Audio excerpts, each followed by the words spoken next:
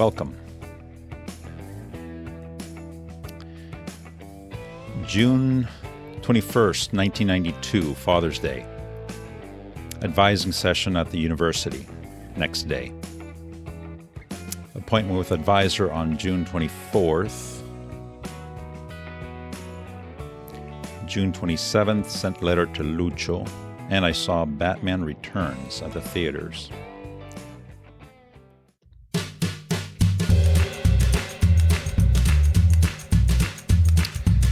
The Italian who went to Detroit. One day I'ma leave Italy and I'ma gonna to Detroit to a big hotel. In the morning I go down to eat the breakfast. I tell the waitress I want a 2 pieces toast. She bring me only 1 piece. I tell her I want a 2 piece. She say go to the toilet. I say you no understand. I want a 2 piece on my plate. She say, you better not piss on the plate, you son of a bitch. I don't even know the lady and she called me son of a bitch. Later, I go to eat at the bigger restaurant. The waitress bring me spoon and knife, but no fork. I tell her, I want a fork. She say, everybody want a fork. I tell her, you no understand. I want a fork on the table. She say, you better not fork on the table, you son of a bitch. So I go back to my room in the hotel, and there is no sheets on my bed. I call the manager and tell him I want a sheet. He tell me to go to the toilet. I say, you don't understand. I want a sheet on my bed. He say, you better not shit on the bed, you son of a bitch. I go to check out at the hotel, and the man at the desk say, peace on you. I say, peace on you too, you son of a bitch. I'm gonna back to Italy.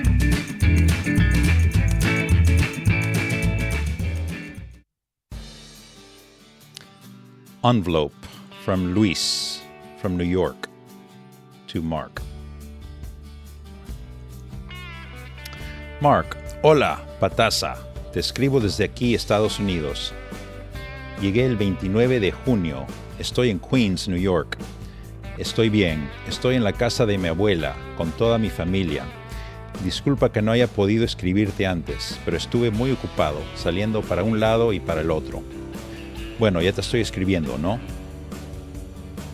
Aquí no era la gran cosa, como yo lo esperaba. Pero en algo sí, también por el idioma. Yo no sé nada de inglés, tú ya sabes. Aquí la mayoría son negros, pero negros. Yo estoy buscando alguna gringa, pero no la hay. Estuve buscando una capilla mormona. La encontré, pero no he ido todavía. Creo que el domingo. El sábado mañana iré con mi tía a Manhattan. Oye, tú que estás allá, dime en qué canal TV puedo ver metal del fuerte y dónde se pueden comprar polos y cassettes de thrash. Yo no conozco casi nada de por aquí, pero aquí la mayoría escuchan rap o reggae. ¡Qué asco! Extraño un poco el Perú, mis amigos, pero es una oportunidad la que tengo de hacer futuro aquí. La verdad, Perú está muy, pero muy mal. La alimentación es muy buena aquí, en cambio en Perú, puntos suspensivos, no hay ni trabajo. Yo dejé todo, inclusive una gata, cachorro, negra, es excelente juguetón. Oye, saluda a tus hermanos, a tu viejo y cuéntame de tu vida. Yo voy a estar en contacto contigo muy pero muy pronto. La dirección de mi casa es blank blank New York. Nos vemos, teléfono. Nos estamos viendo, chao. Tu pataza del alma, Luis. Escribe tu teléfono. Note, no te olvides de metal. July 3rd, Chaz, Joe, and Mark going to blank 1 to 3 p.m. The day after Independence Day, returning from visiting siblings late at night. Monday, July 6th, appointment with the dentist. Joe and Mark returned from visiting mom. July 9th, wrote to Lucho in New York.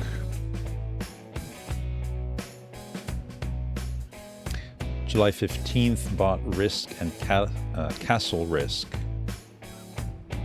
board game.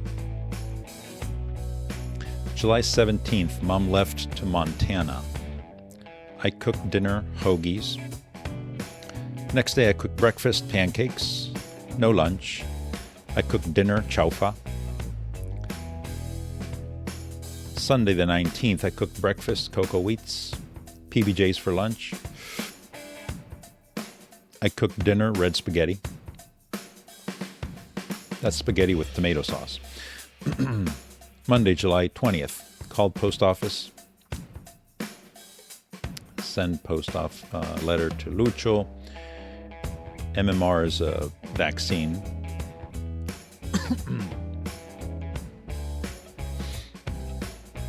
Postcard from Mom from Montana, July 18th, 1992.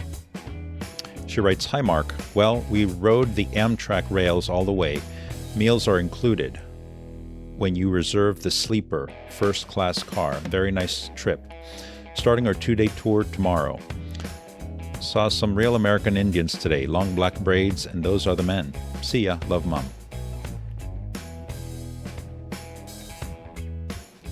July 23rd, Mom was returning from Montana. July 29th, final repair on the Chevy Cavalier, the spark plug wires, especially the fifth. Photo of me at an amusement park, August 5th of 1992. Went with Chaz and Joe. August 8th, Chaz's work schedule at the VA, 7 a.m. to 7 a.m. Went to Anteichi's at 12, with them to someone's party from 3 until 10:30. Next day there was a pool party somewhere. August 10th, prepping for university classes to begin a few weeks later. August 15th was a deadline to comply with the vaccine, measles, mumps, and rubella. August 18th of 92, Chaz, Bill, Joe, and Mark went to New York, rented car, arrived around 8 at Juan Blank's. Next day, August 19th, went to the Twin Towers, Manhattan, Park Avenue, Subway, NBC Studios. 7 p.m. went to Lucho's. Next day, went in car to the airport, Rockaway Beach. There's a song from Reiko Kasich called Rockaway. Then to play soccer at the park. 7 p.m. we went to Chinatown, had dinner there. Friday evening, Chaz, Bill, Joe, and Mark got back. Later, Bill, Joe, and Mark went to Mom's. Lou and Rosemary were there. August 22nd, Rosemary cut my hair. August 26th, sent letter to Lucho. The 29th, Anteichi's picnic, and moved to Lou's apartment late on Sunday, ahead of classes starting at university on September 2nd. A few items to purchase prior to that. Meanwhile, elsewhere, a girl named Marta, age almost 12, wrote the following for school. September 1992. Marta, age almost 12. The Wall. Hi, my name is Walkie the Wall. I live in a town called Fruit Chicken in Switzerland. You might wonder why this town is called Fruit Chicken. Well, let me explain. This town is called Fruit Chicken because the first settlers used to eat fruit and chicken. In this town there used to live witches, at least that was what the people thought. I don't think they were witches because they didn't have any magic powers. I think you might like to know where I stand. I stand in a bar. It really gets pretty smoky and sometimes they even throw empty beer bottles at me. I'm a brown wall. I was called Walkie the Wall because I can walk. I like to drink beer. Of course walls don't drink beer, but I'm a different kind of a wall, so I drink beer. It isn't fun watching men and women have fun. I have a couple of friends, they don't walk, but they talk. Their names are Yaki, Chicky, Sweaty, and Cookie. They are all very nice. They are very helpful and caring. I'm 70 years old, but I look about the same when I was 20 years old. Once when I drank too much beer, I fell on a woman. But she was so fat that I bounced up again. That was very embarrassing, especially to my friends, but things have gotten back to normal. Well, that's my life.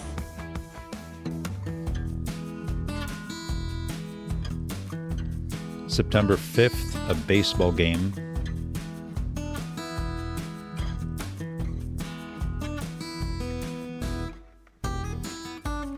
Chemistry homework after Labor Day. Envelope from Luis in New York to Mark. New York, miércoles 9 de septiembre del 92. Queridísimo blank, o que diga blank. ¿Cómo estás? Espero que estés bien junto a tu familia. Oye, qué gustazo de verte después de un año, estás grande y tu pelo ya no está... Mentira. Te confundí con tu hermano Joe. Ah, dile a tu hermano que haga dieta. Broma. Fue la cag de verlos a todos. Disculpa que no haya podido hablar mejor. Tú sabes, las huevadas que decíamos a joder a la gente, solo faltaba y pucha. El problema es que la jato es muy chica y no me gusta hacer parodias delante de mi familia. No sé cómo que me bajo. De veras que has crecido mucho en Lima. Estabas chato y estabas engordando. Ya parecías un gnomo. Mentira. Y dices que te has cortado ese poquito pelo. Alucínate, que mi pelo era mucho más grande cuando estaba en Lima. Alucina que desde diciembre del 91 no me corté el pelo hasta junio, una semana antes de viajar. Viajé el 28. Alucínate. Esteban, para ti, contra. Y usaba polos metaleros. Alucínate cómo andaba. Te digo que extraño a la gente de Lima como miércoles. Pero hoy 9 empiezo el inglés y equivalente. El trabajo está en veremos. Espero que no me tome tiempo aprender inglés. La verdad no me gusta el inglés, pero tengo que aprenderlo. Como te digo que extraño a la gente, al que extraño más es a mi gata que tenía en mi casa. Era de color negro. La encontré en la capilla, era muy chiquita, aunque la dejé en mi misma casa con mis tíos, y sé que está bien. Bueno, ¿te acuerdas que yo tenía 3 grupos que funcionaban porque eran 4? Primer grupo, el de la capilla, que no tenía nombre. Luego el de metal, estado de sitio. Luego Coroquenque, que era folclore, y Astaroth, que era death metal, pero no funcionaba mucho. El grupo de la capilla se ha desintegrado, me lo dijeron por carta. El grupo de estado de sitio tiene un estela. Más o menos hardcore, grind, thrash metal, estado de sitio. Nosotros grabamos en un estudio pequeño con ayuda de una especie de manager. Grabamos 3 tomas propios, pero faltaban otros 3 o 4. Pero por mi viaje se cortó, pero ellos continuaron con la grabación. Y me van a mandar el cassette. Oye, me dices que no hay subway. Yo ya sé manejarlo, no me pierdo, eso sí, llevando mi mapa. Bueno, MacGyver, a propósito de frijoles, aquí dan MacGyver. Aunque no entiendo ni mierda, pero me gusta ver. Hoy día dan el premio MTV. Bueno, ahora son las 1:34 p.m. Pensaba depositarlo abajo en el buzón, pero voy a esperar que den el premio MTV, que es a las 9 p.m. Mañana lo deposito. A propósito, allá dan en el canal 5 Matrimonio con Hijos. Creo que me dijiste que sí. Bueno, el domingo que pasó estuve viendo ese programa y la cagada. Salió el grupo Anthrax. ¡Qué paja! Salieron ellos actuando y haciendo chistes cómicos. Fue chévere. Espero que lo veas o lo hayas visto. Bueno, ahora sí me despido. Y cuídate, sigue estudiando. No sigas creciendo. Saluda a tu papá y a tu mamá, que la ves seguido, y pronto habrá una solución. Saluda a tus hermanos, a todos. El cassette está maldito. Gracias. Si quieres te mando folklore o folk rock. Nos vemos. Tu pata de la cuarta carabela. Abajo con la avenida y el descubrimiento. Luis. Coma of Souls. Aquí un recuerdo crudo. Es la portada del cassette que me compré. Creator. LP, Coma of Souls. Bueno, el programa de MTV fue una porquería total. Bueno, es para mi gusto. Tocaron Nirvana, que tocó hasta el queso. Red Hot Chili Pepper, que es bueno, pero allí tocaron hasta el queso también. Def Leppard, también no me gustó. Van Halen, bueno, no lo escuché. U2 más o menos, pero tocaron en vivo, pero en otro sitio. Pearl Jam, que es buen grupo. Espero que hayas escuchado ese grupo y tocaron bien. Bueno, es lo poco que pude ver, pero allí te informo. Chao. September 15th, received letter from Lucho. Some homework and quiz schedule assignments for university. Advisor appointment, more calculus homework assignments. October 1st, English. October 6th and 8th, same kind of thing. October 9th, it's Chaz's birthday. We moved to Chaz's house. Pretty sure that was Joe and I. October 13th, more college stuff. Same for October 21st. October 25th, I was changing the Cavalier's oil.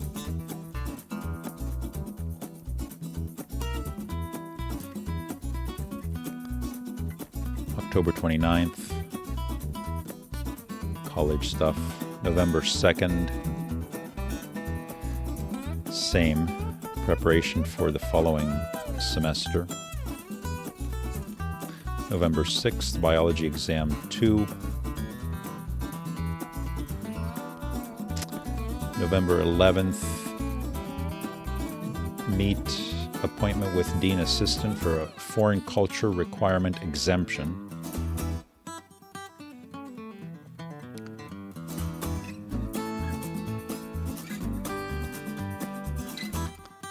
November 25th, Thanksgiving break.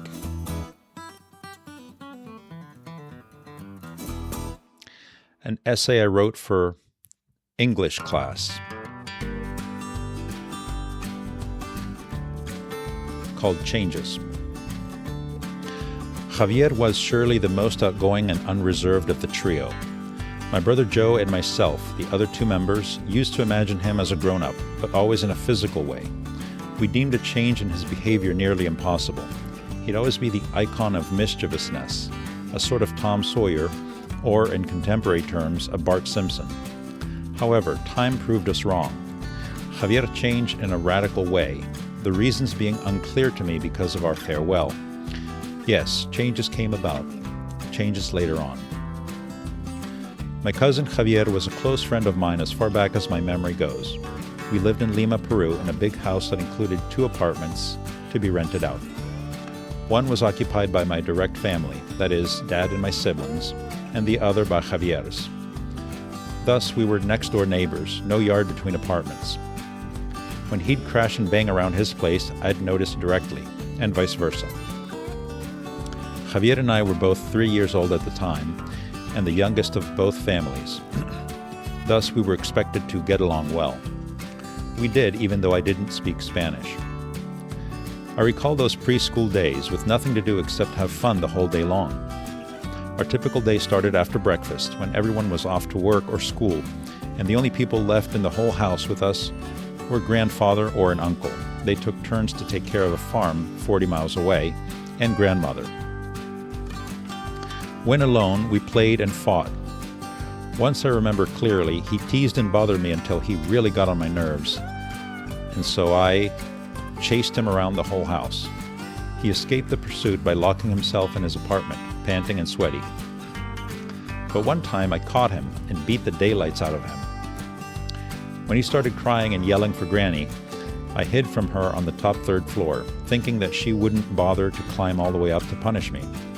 I figured she'd just tell me to get down to be punished, like she did so many times, and I wouldn't go until lunchtime when things cooled down, like I also did so many times. It was a snap, a fail-proof plan. But what I didn't plan was the presence of one of my aunts at that time. She caught me and dragged me down to Granny, and I don't remember anything else that happened that day. All in all, though, he was fun to be with most of the time, and we got along well. When school time came, although we went to different schools, things were pretty much the same, only that we didn't get together as often. In the mornings, a privately paid-for school van picked Javier and his sibs up at the house, while we had to take a bus, like most kids did in Lima. Javier was sent to a rather expensive school. Apparently his parents didn't care much for bank savings. Thus, their kids got somewhat spoiled. At supper time, it was typical to see Javier fussing about eating his vegetables. This is rather usual in kids, but what Javier did was he practically demanded to have his vegetables removed from his plate, and his always pampering mother would obey. She was not submissive, she just didn't see anything wrong with giving the child what he wanted. This was a big mistake of hers, this excessive attention to her kids. She was to blame partly for her children's spoiledness. My brothers advised me not to hang out with him too much, so we kept our distances for a while. In short, he had an easy childhood. As time went by and as we reached the 2-digit age, his spoiledness turned more into mischievousness. He no longer had to have everything his way, just some things. Overall, though, he was again fun to be with. From then on, we resumed our friendship. Joe, Javier, and I became known as the Commandos, and also as the Three Stooges by grandmother. An important character around was Javier's younger sister, Claudia. She was 5 years younger than us, and she was always following and tagging us around. Claudia just never gave up. Seemingly, we all enjoyed bothering her, even herself. She laughed at some of the teasing and joking, even though she ended up crying to her mom most of the times. She would always come when we got together. It was always the same. As soon as she could, she'd just join us with her cocky attitude. Her curiosity always pushed her to find out what we were doing. It was her mission. Since we wanted to do things by ourselves, Javier would ask her to go somewhere else. She'd reply that she could be wherever she wanted to in the house because it wasn't his. Javier would then start the teasing and joking, and we never really got tired of that. Sometimes we included her in games after she begged insistently. Javier would always cheat on her, and we ended laughing our hearts out. If she wanted to stay with us, she'd have to go through this. But sometimes Javier was too rough on her, and it wouldn't be so funny when Claudia would leave crying badly. His mother told him that she'd go bananas if he kept doing that. This was another mistake of hers. She wasn't corrective enough. She sometimes even laughed at Javier's teasing and joined the kidding too. As a result, Javier again had it his way. Javier did crazy things just for kicks, for fun. He would be the one who dared, but who dared to do stupid things sometimes, disregarding any common sense. For instance, one time we were chewing gum, and he saw a spider web on a corner. First, he pretended that he dipped his gum in the web and ate it, to gross us out. But then he really did it, just for fun, for the show. Munch, munch, gulp, ta-da, ew, gross. Sometimes, though, and especially when Claudia was not around, we would just chat and pour out our thoughts amongst ourselves. It was at these moments when I noticed that deep inside, Javier was a kind and responsible person. I figured that his peers, including myself, expected the loony conduct from him, which was his trademark for years. Peer pressure made him behave like this very often. When Javier was 12, his parents got divorced, and so his father moved out but visited the kids every day after work. However, this was not enough for Javier. He told us how he admired and respected his father, and he missed him. His father was the only person he looked up to. He felt comfortable with us because we were still the commandos, and he also felt understood since my parents got divorced way before his did. A farewell came when his mother decided to move out to a new house. We didn't see each other frequently, but the farewell came when we were 15. I moved back to the United States with my direct family, and the commandos disintegrated completely. The only time I heard from him directly, he told me about this girl he was after. I figured he had not changed. Not until his father got married. Javier's father kept in touch with us in the U.S., and he told us that the American embassy had denied his American citizenship. He decided that in order to obtain it and keep his job in-house, he was going to marry an American woman. We all disliked the idea of a hasty marriage, even the groom himself. Nevertheless, he got married. This caused a radical emotional change in Javier. From what we were told, Javier had lost weight and suffered from dizziness and faintness at school. The marriage meant a further separation between Javier and his father, and being him the only one who he really admired and respected, really got to him. It seems that Javier was no longer that wacky and became more responsible after he accepted the change. I got in touch with him afterwards. I called him, and he was very glad to hear of me again. He sounded very different. Other than the deeper voice, the way he talked was not the way I used to hear from him.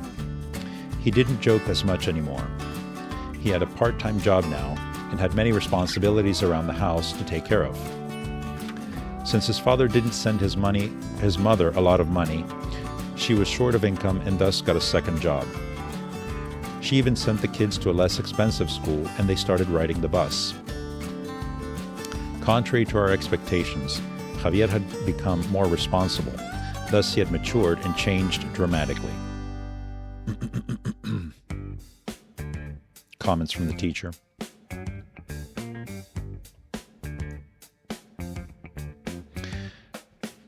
December 3rd, 1992, chemistry lab. More university schedule stuff, exams, homeworks. Last day of classes, December 11th for that term before finals. Dean's honor list for fall term 92 and spring term 93.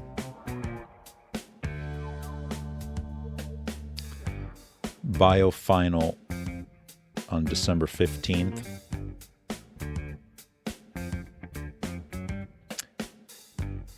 Finals week the next week.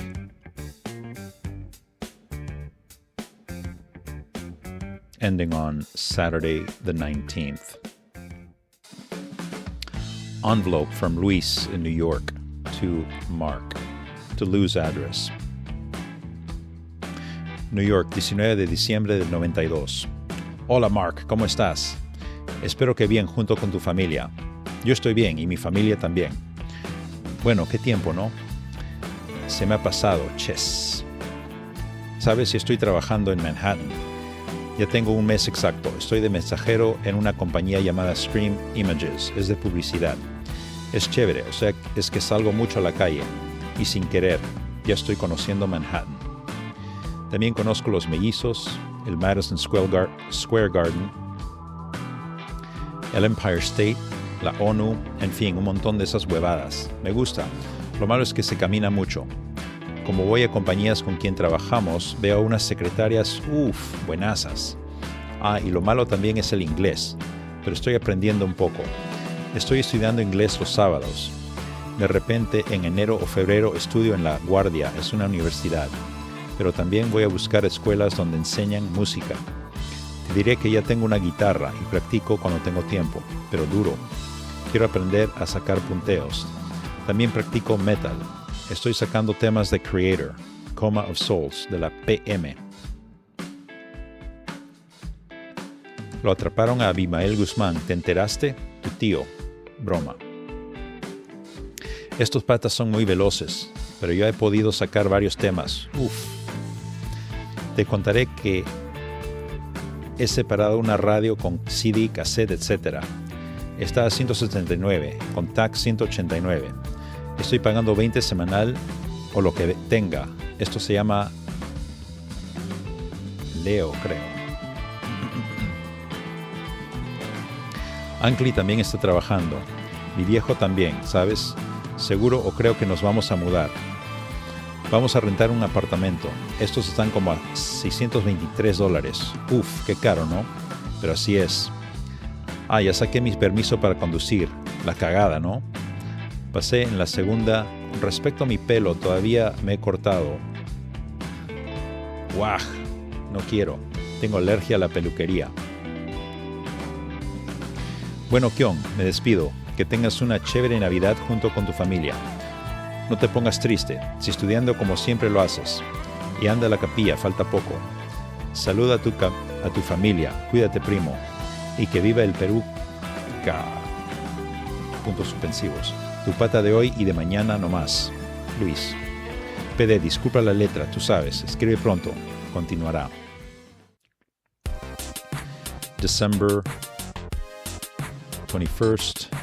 Some grades were available. Christmas of 92, a list of packing items. Visiting mom.